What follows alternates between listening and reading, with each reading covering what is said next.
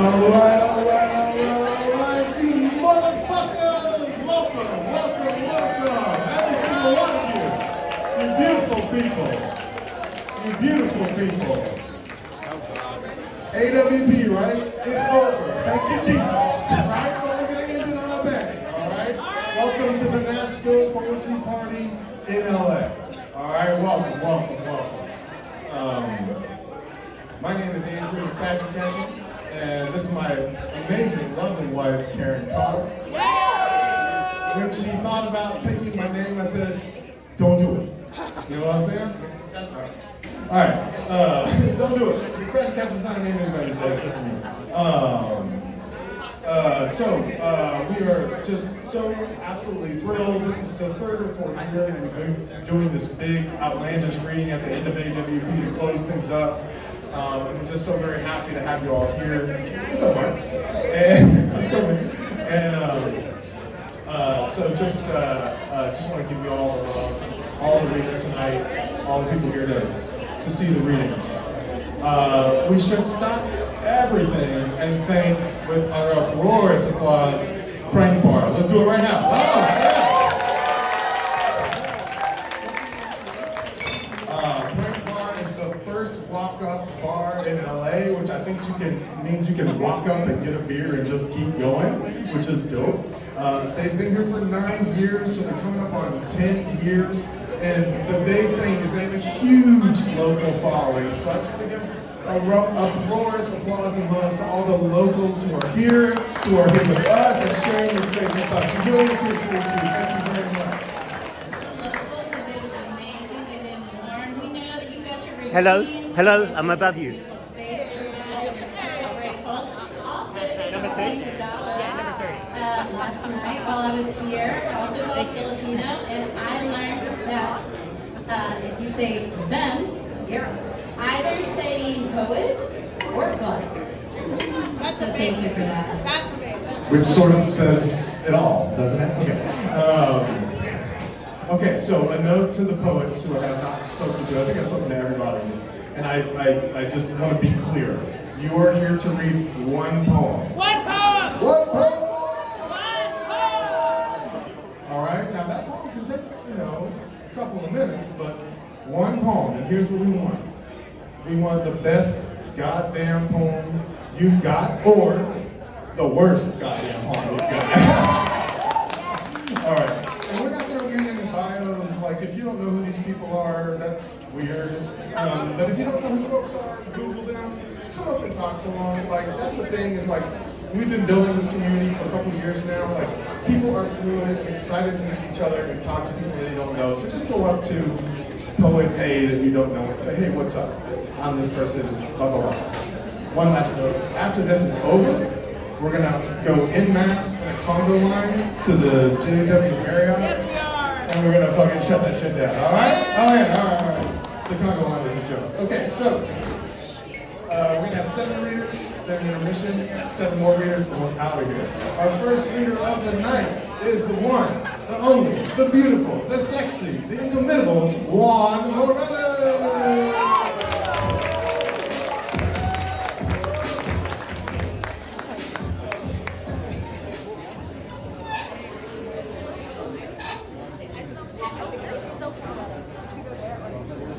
Thanks, Prank Bar. Thanks, AWP. Thanks, locals.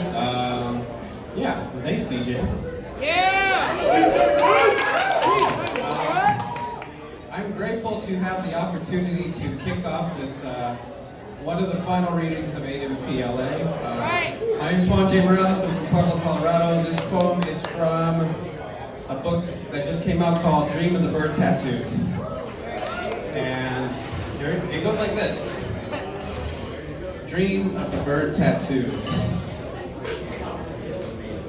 After the medium told me a strange bird would visit me, I obsessed over every sparrow and finch in our yard, including one that perched outside the kitchen window, head tilted in curiosity. The yellow prairie warbler chased moths around the neighbor's red maple. I counted Mississippi kites whistling high above, green hummingbirds flitting through to nourish on our succulents, and crows dogfighting with red-tailed hawks. Every bird reminded me of avian populations in decline, but they ignored my need for personal prophecy. A few nights later, when my eyes closed, my deceased father stood before me with face obscured. His shoulder tattoo of La Golondrina stirred. Then, swallow climbed off his shoulder as a green phoenix made of neon lights.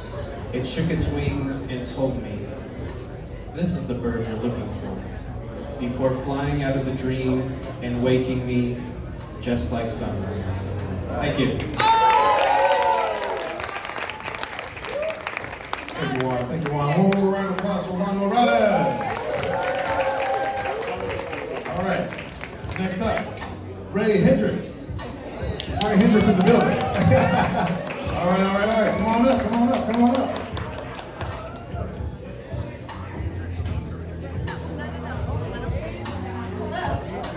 Hello.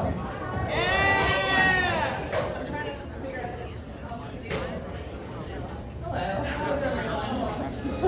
Figured out my life. I wrote a book of poems. That's cool.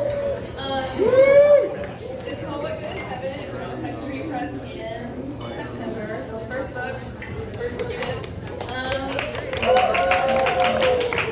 It's about growing up queer in farm country in Alabama. So So fun. it was a great time. So I'm going to read the title poem called What Good is Heaven. Eat the mic, eat the mic. I will blow job it? Yeah. Yes, Okay. yes. Okay, this is What Good is Heaven. When my mother dreamed of children, she pictured things in bowls. Beautiful fish racing over brightly colored stones, clear water, a bowl of her favorite fruits, ceramic overflowing pears and tangerines, blueberries fat but sweet. I have always lived in secret, loved the dark water. I have always been the rough-pocked, bitter pit of peach. I remember being born, or at least the second time, when as a child I stumbled toddling down the steep gravel road, down off the sharp shoulder into a twisting bed of briar, and saw myself split open on the thorns. Witnessed what till then had only been inside, bee balm blossoms on my arms and knees, a secret my body well kept. Even then, I tried to bury it, force self back into antonym of self, but dying is not the same as being unborn, and I have never been any good at either. Once it didn't rain for weeks, but I wanted to be a fish so badly, I jumped off our pier and broke both ankles in the drought-shallow shoals, and smiled that their new angles looked like fins.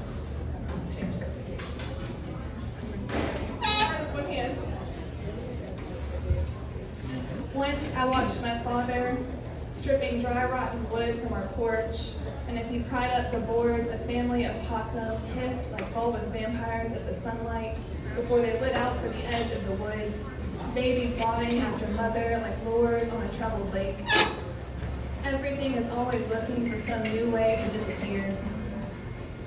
After the porch was fixed, I loosened a board and crawled inside, over and over, each time pretending I was crawling to the bottom of my mother's bowl of dream fruit, something soft and pitless each time I would emerge. In the dark, even the light-sliding planks were as large as black eternal sky, beams signaling heaven or the break of dark water to surface, the sun-clear water of day. Even now, I am always searching for something to crawl into, some new way to be born. What good is heaven to me anyway? What good are fish and fruit and day? I'm still the child I always have been, hidden dark beneath the porch, pretending every nail hole is a star.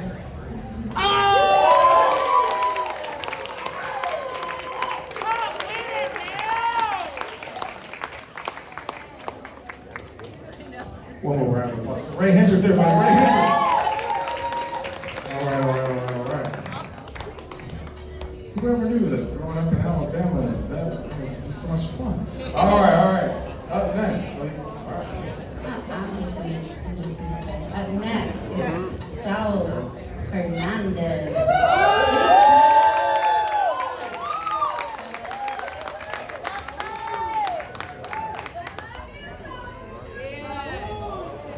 Hi everyone, my name is Saul, and I was originally going to read from my debut poetry collection, How to Kill a Goat and Other Monsters. But then I got here and I heard Charlie XCX playing, so then I said, oh, I have to read a club poem. So I'm going to read a newish poem, and it is a very sad club poem, so I'm sorry to kill the vibe. This is titled Confessions on the Dance Floor. Don't get it confused with Madonna's album. While I dance for 3 weeks, the walls of the club sweat. The scent of sulfur and vanilla from a man's armpit twirls around me. Later, he pins me against a wall, and I laugh beams of color reflecting from the disco ball. The lights remind me I may never see the northern lights in this lifetime. I don't think I'll ever find love. Ahmad tells me to be careful of colors. They speak. The man unbuttons my shirt. I've been alone for so long. This is the only way I know how to survive. Beauty touched me once and asked me, how do you move in all this silence? I've been collecting birthday candles, holding on to wishes, because magic keeps me alive. I am more afraid of love than of death. I trace my nose across the man's neck, the way I traced it across my bed when my lover left me. It still surprises me when a man starts a fire he can't control. The man tonight laughs when I smell him. The music begs us to fold. Every sound around us reminds me nothing can stay hidden in the dark. I don't know if my parents will ever accept me for what my body does when it's hungry. My hands search for the man's heartbeat. The beating reminds me of the time I thought about taking a knife to my wrist. I'm not a good dancer, but this music knows secrets about life. I wonder if people see me as a fire, not wanting to go out with one blow. Maybe tonight I'll finally go home. Or maybe this man's mouth is a window to another dance floor. Thank you.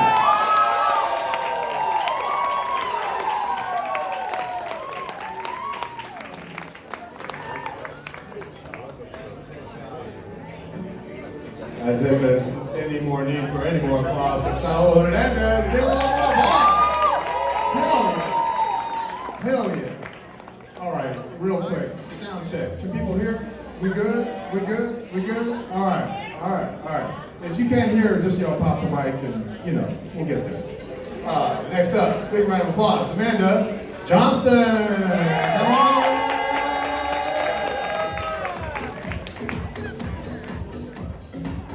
Hi y'all, how y'all doing?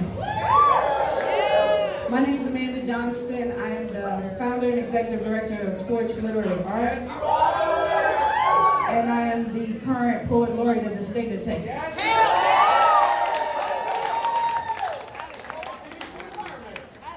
I come from the land of Barbara Jordan and Richards, and we don't take a whole lot of shit off of nobody. That's right. This poem is titled Boogeyman. I keep running from the boogeymen on my shelf who did bad things and wrote great poems. I try not to feel them become erect with the word great. I close my eyes and thumb past the award seals that silence women I love. What a lie to be alive. To come so close to greatness, so close it knows your name and survive. Thank you.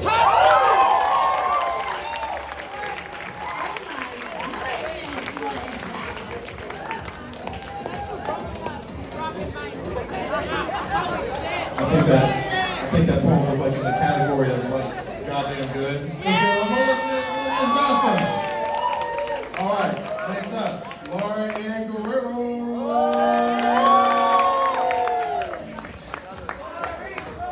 Lori.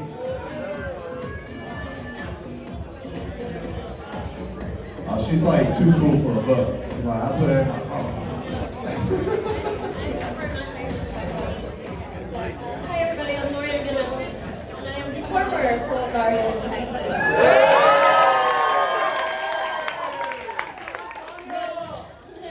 This poem came out of research I did when I was in Nashville.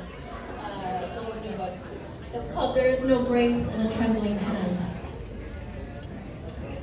I have returned from Pátzcuaro, un pueblo mágico, to learn that a white man has killed 22 people in a Walmart in El Paso. I run my fingers almost daily over the embroideries I collected while in Pátzcuaro. I imagine my grandmother in little Mexican sewing shops 30 or 40 years ago, like the ones I visited. In a picture, I am staring intently into a glass case of embroidery thread lined up like jewels, protected. I want to touch all of them, but love the stillness, the quiet of the spines curled in on themselves like newborns, violet and crimson, gold and midnight blue, emerald, sponge, red. I do not ask to take any from the case. They are too precious. They are safe there.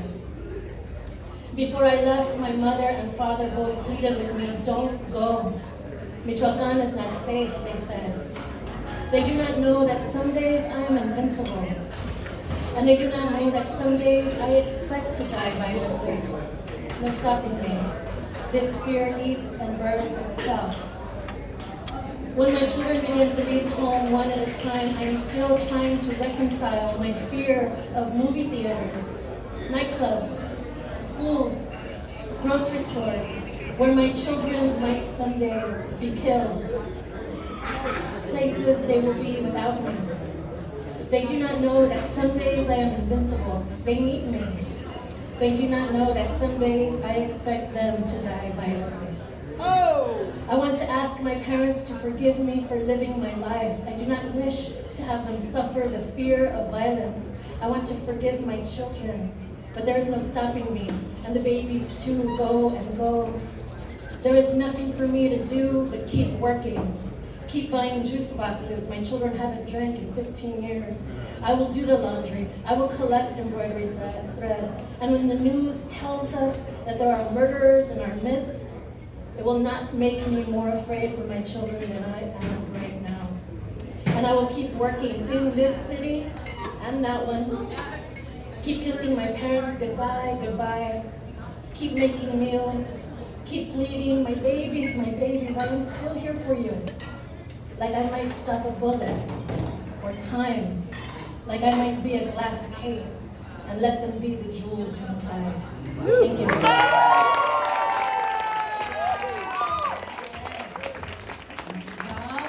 this is the last reading of our first part. We only have 2 parts. So finishing us up is Afro-Panamanian Daryl Alejandro Holman.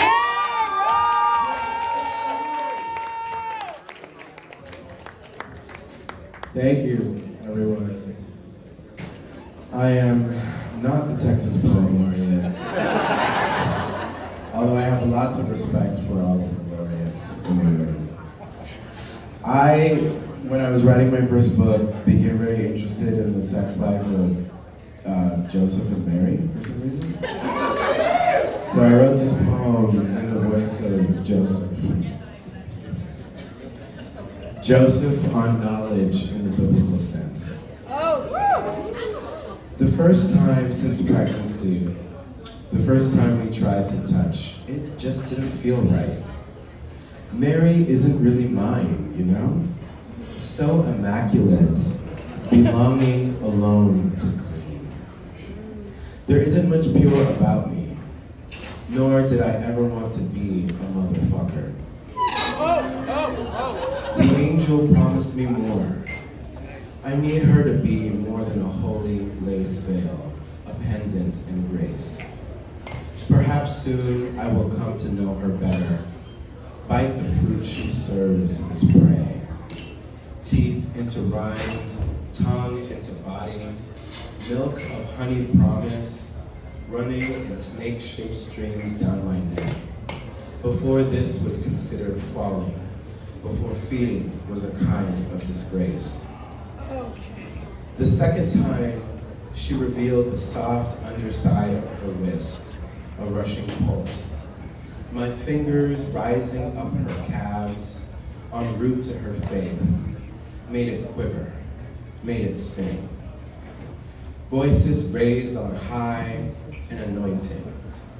Her oil smoothened Adam's roughness out of my skin. Her waters washed original from our sin. By morning, I had learned our virginity is somehow still intact, why hers was worthy of my worship.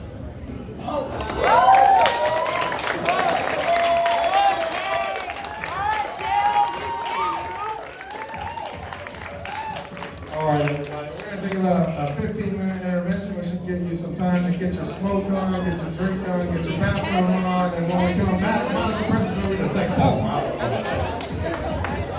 We'll see you in a minute.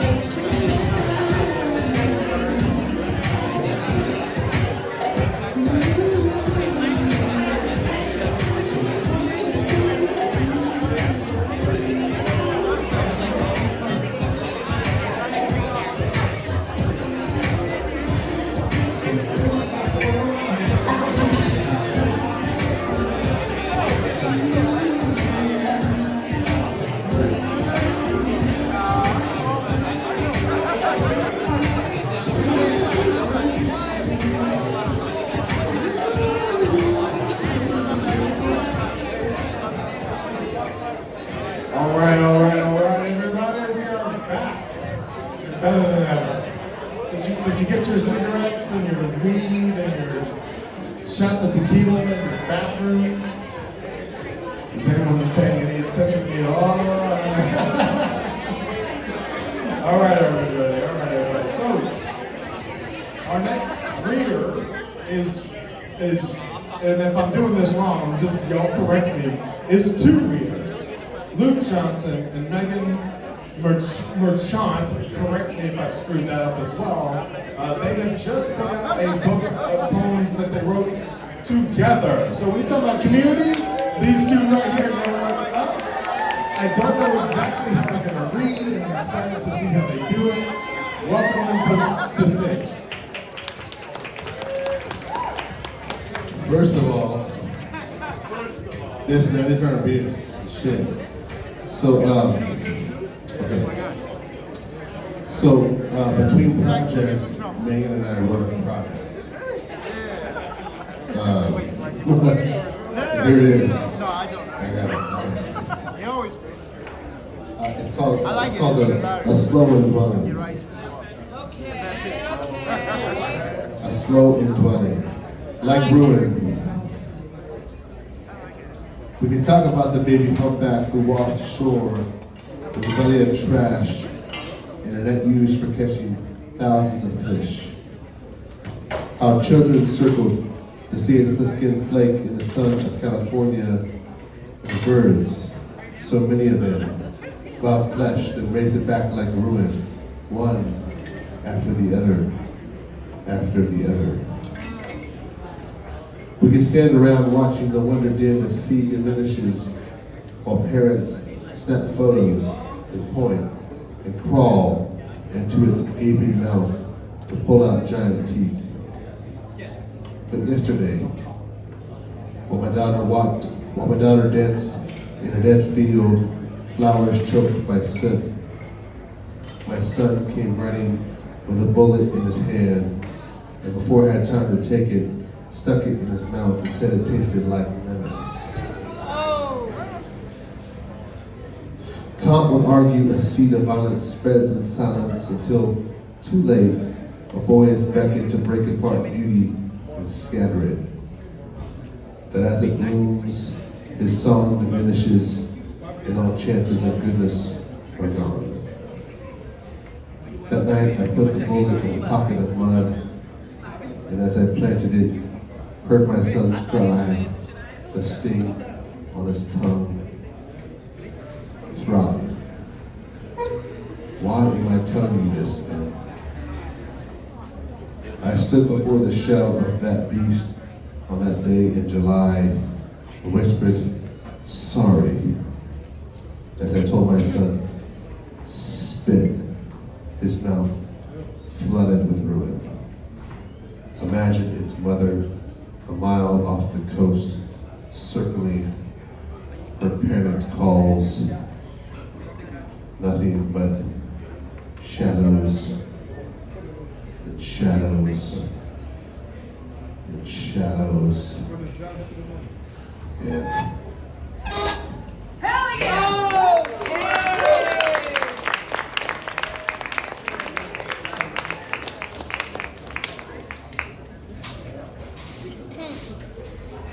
Obituary.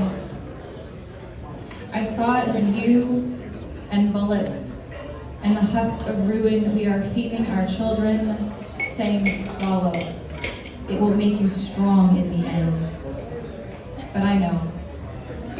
When I sat the other day with my own loneliness, as I have been taught, near people, but not, I listened to them ask about one of their group who was missing. Dead. Fell off a ladder.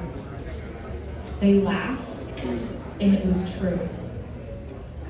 One man said, I hope he suffered before he passed. He should have known better. Then they swapped stories of near misses and dumb decisions they should not have survived. Plugging a router into an amp, stringing holiday lights in the rain. I guess it's hard to know which side of balance we are on until it's not. I'd like to stay on the opposite shore of cruelty for as long as I can, which is why I was sitting alone. why I'm teaching my son to swim, to keep his head bobbled enough to breathe. The night my mother passed, I dreamt the town was flooded, and she was alone in a room, wallpaper peeling, as if the print of yellow daisies were windswept, not wilting. She was waiting in a wooden chair, a concerto echoing through the walls. When I asked how long, she said days, water up to her knees. I was the one who carried her home. When I got home, I looked up the man's obituary, and I kid you not, he was on that ladder trying to save a cat from a too-high branch before the storm folded into flood. Do you think he tasted lightning before it struck? What if the last thing we tasted was rolled our lemons? Not better, not rust, but one placed in a white bowl on the counter, the light around it loudening the yellow, the rush of juice dissolving to the last sprinkle of sugar, a kindness, a single note held on the violin.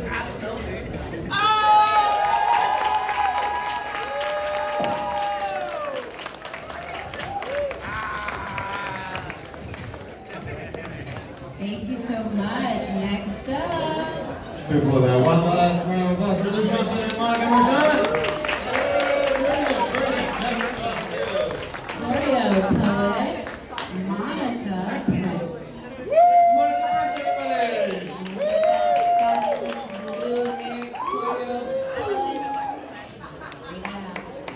Hi team, how are we?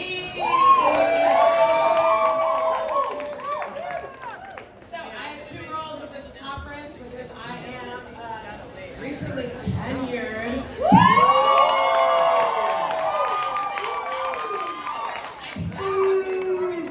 I'm hanging out with SU Press, but additionally I'm one of the managing editors of Symphony Writers Project, and we sold our booth out today, y'all!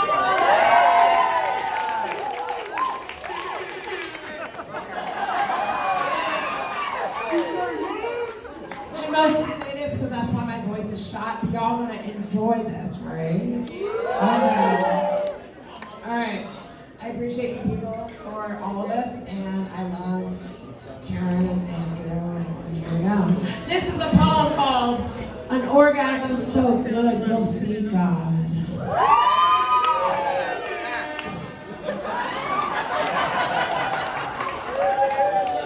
my favorite person right now.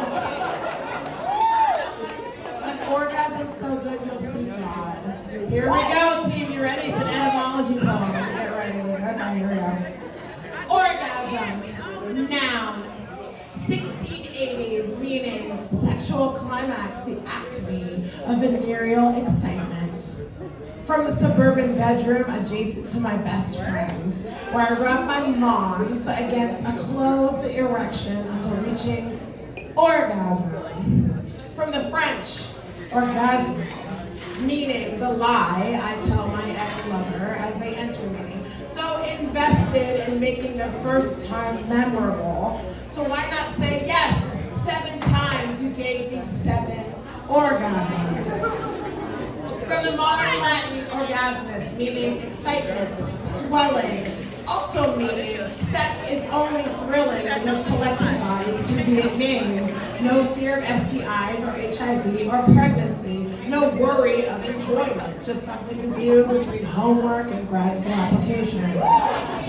From organ, meaning be in heat. Become ripe for, as in the first vibrator I ever purchased at the age of 22, which is a whole other kind of tragedy we'll talk about later, is enough to make me regret not living alone. Desperate to masturbate more than search for a partner I already know.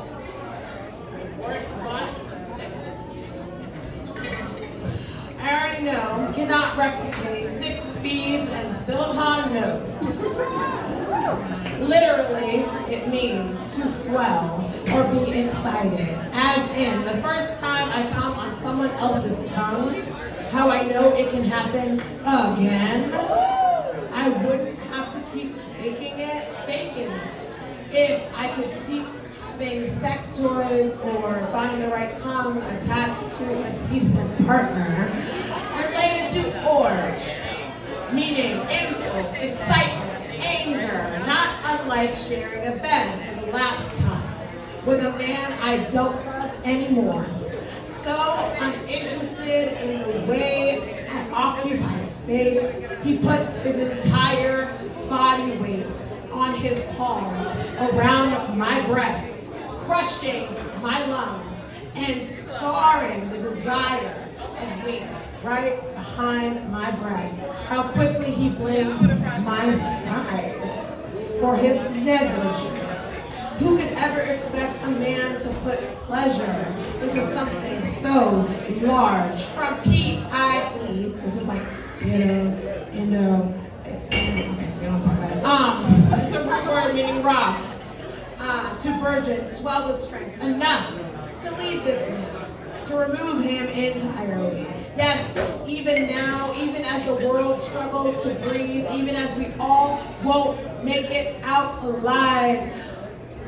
Source, Sanskrit, meaning urja, a nourishment, sap, vigor, the daily devotions of a new permanent lover, sucking desperately between my thighs, satiated only by my cries of ecstasy, finally from the old Irish, ferg, meaning anger, never here. In these moments, languishing in the early evening sun, naked, a finger drawing our future on my stomach in my juices, sucking the tip with pleasure, waiting for permission for more, prepared to sacrifice what strength remains for a chance to see God say, thank you.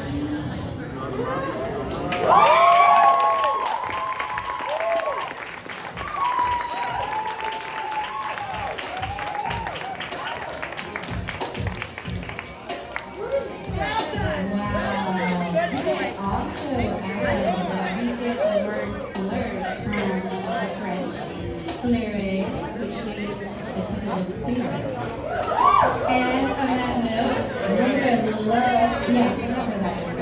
Oh my God, I'm questioning a lot of things here. Another round of applause, though, for the beautiful Nashville friends. Thank you so much. And our next poet is Sadiq Zukordi.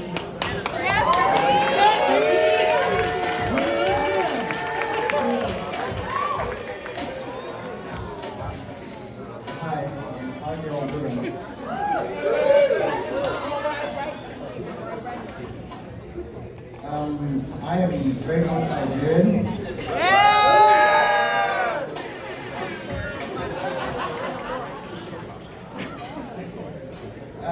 When I arrived, before I came here to this country about 7 years ago, the deal was that I can come here and say what I want to say.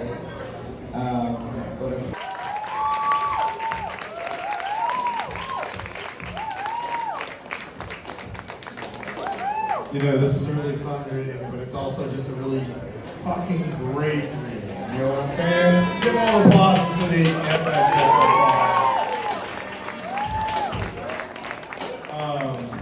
A note on recording. We are recording. I paused it! I paused it! Oh, you did? Okay. Yeah, Is it's it back up? done. We're not recording. Damn, it's good to have a tall person back there who can help out. Okay.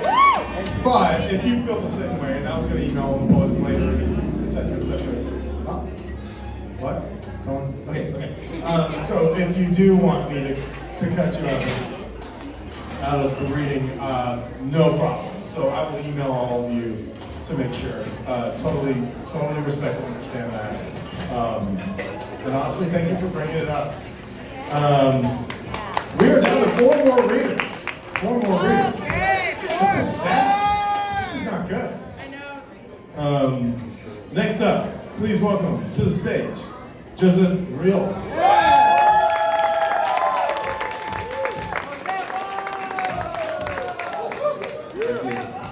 Thank you so much. My name is Joseph Rios, and in the tradition, I'll say I'm the Polaroid of Fresno.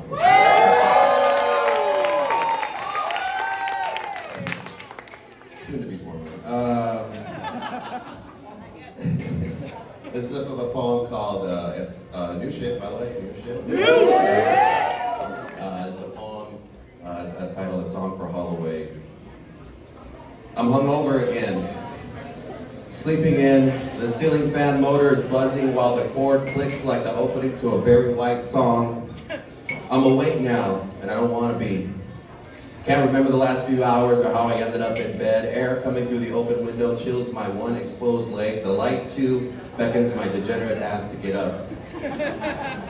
I hack and spit a wad of bum cigarettes into an empty Gatorade bottle. Everything coming through the window wants me to move on.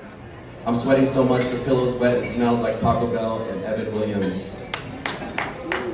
I hear a trash bin bang and clang as it's tossed in the air across the street at the apartments. The hydraulic arm of the trash truck falsettos as it raises its arm like a priest with his communion cup filled with this week's refuse. The rooster down the block, that dapper coon motherfucker, is getting his song in too. Just now I remember hearing his ass start up when I got home. I remember shaking my keys at him. I remember the granary train pulling in and those cars smashing into each other hella loud, like mountains being born. And Gloria, she's the first one on the block to feel this day's sun. I have one ear in the pillow, the other is like a mechanic's funnel anticipating the oil. I can discern her footsteps from the porch to the lawn, her walker, the hose dragging over yellow grass, the high pitch of the opening spigot, and her damn dogs barking. The ones left behind her by her grandson who violated his house arrest. I can hear that shit. The shower escaping her hose pistol. I don't even have to look out. I can hear the water falling on the rosebuds, the thorns on the bougainvillea, a wall of them saying, "Look how beautiful I am." Step no further. The neighborhood's opus is interrupted by Rogelio's 454 cranking to life like a squawking bird, and then idling, like you said, idling over and over, an exaggerated tongue. His sons and nephews ignite a crash of single cabs loaded down with the steel trap toolboxes. The children too click by along the chain link fence, tossing honey bun wrappers into my jasmine bush as I rise and float to the bathroom where I will throw up one last time, an outro of bass sound bouncing off a toilet bowl, a whole body finale punctuated by the flutter of a startled dove wings chased to flight by a bounding calico cat. Thank you.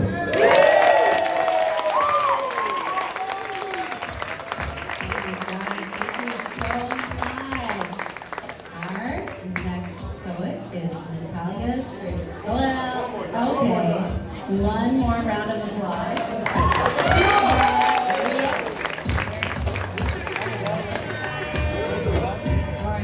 Okay, Natalia Trevino, where are you?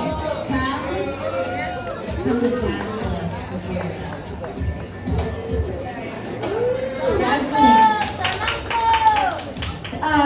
hello San Antonio, hello California, hello Texas, so much Texas here, it's like wow. And what an honor, Andrew and Karen, to be invited. And a shout out to Jerry Robledo, my friend who invited me. So love him and miss him right now. So there was a Mary poem earlier, and this is also a Mary poem. So this is La Virgen of Guadalupe as a car air freshener. Okay. When I was a child, I'd seen you solely as an ordinary ornament, strung from the thin neck of a rear view mirror. A cardboard woman floating above traffic and whose scent of phenol soaked into her cardboard skirts hid the stink of gasoline and our disbelief.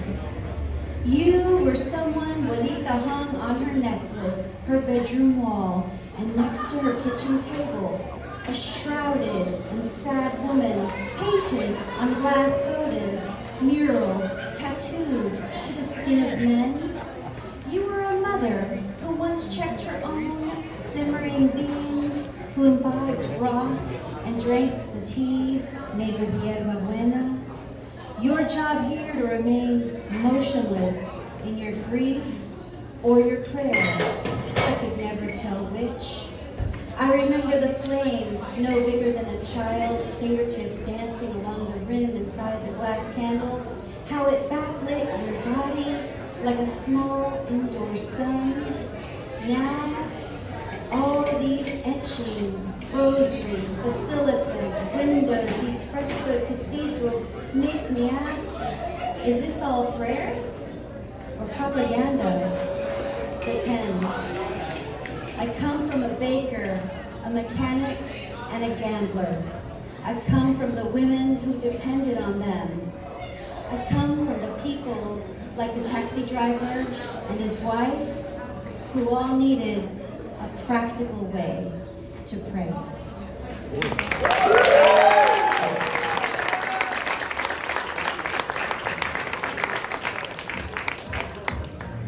One final round of applause for Natalia Tornino. All right. This is your 2-poet warning. After this, you're going to not have any clue what to do with yourselves. Like, what are we going to do now? All right. Next up, give a big round of applause to Mr. Jason Q.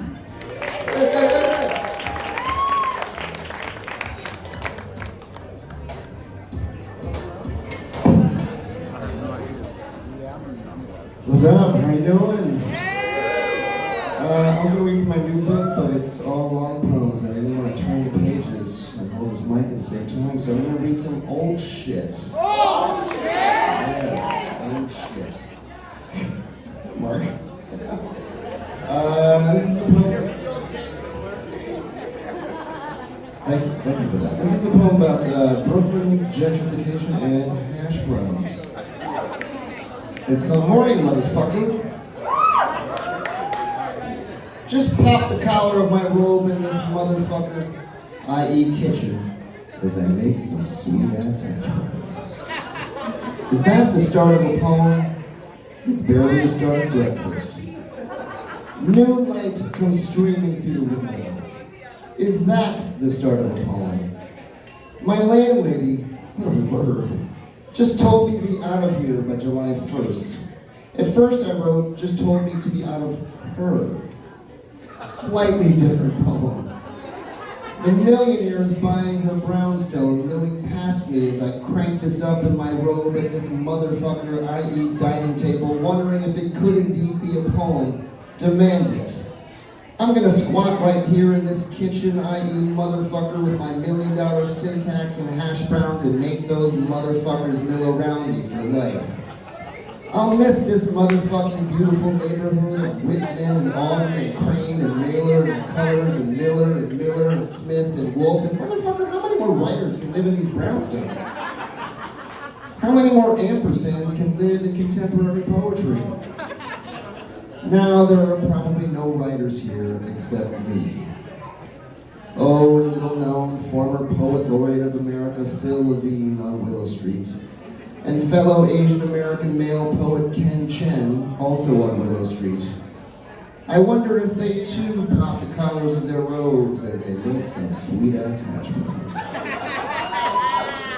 Mailer surely popped the collar of his robe. He probably put on boxing gloves to take his hash browns out of the oven.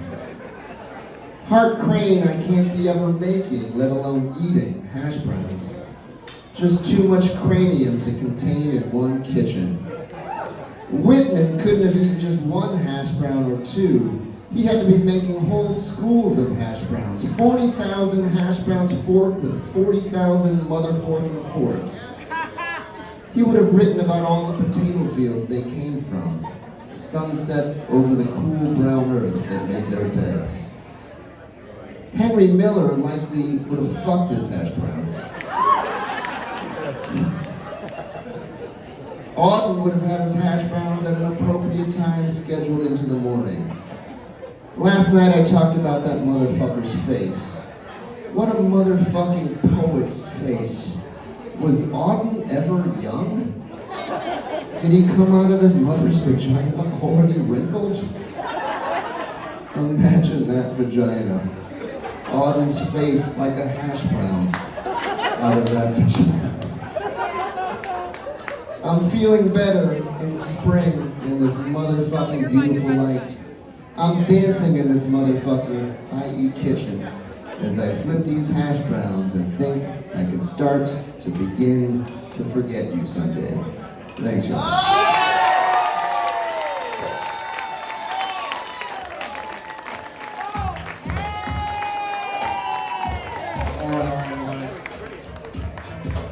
Don't give that motherfucker another round of goddamn applause.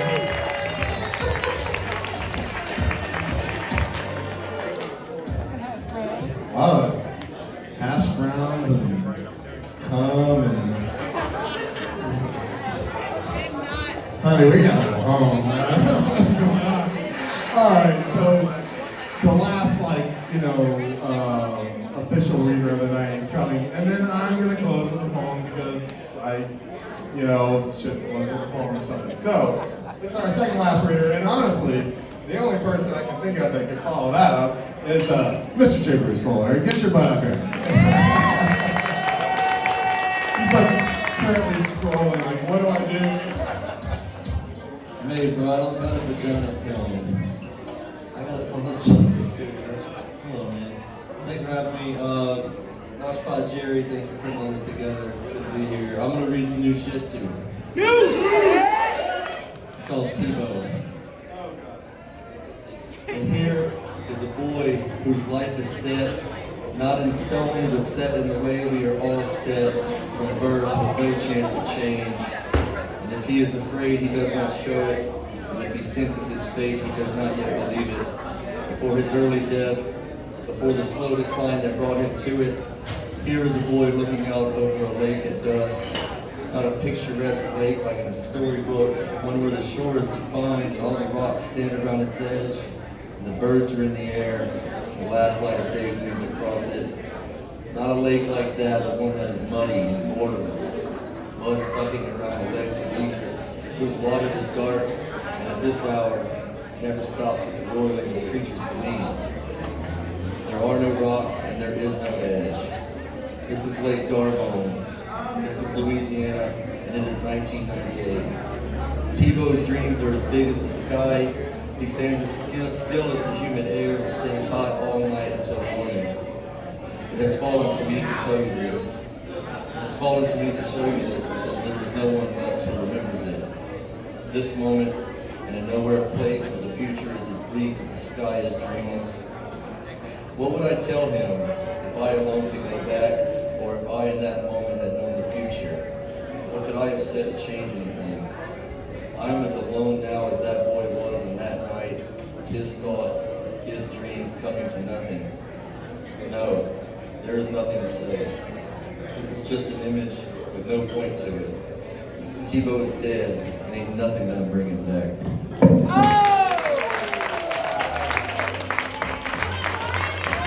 All right. One last round of applause for J. Bruce Fuller.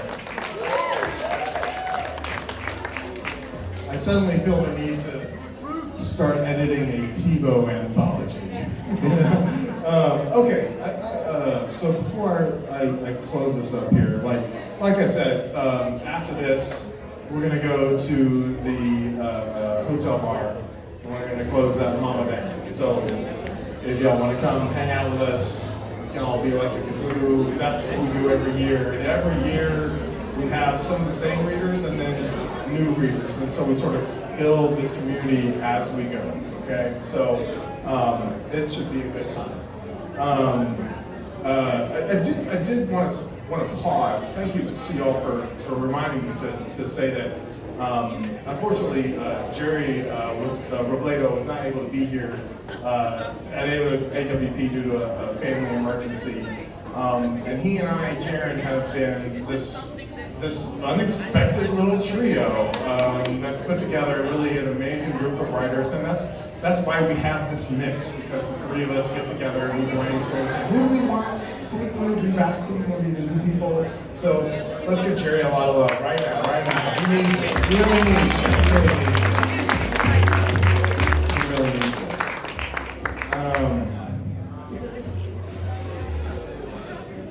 There was some other note. Oh, the other note was, let's thank, again, our DJ. DJ, all right.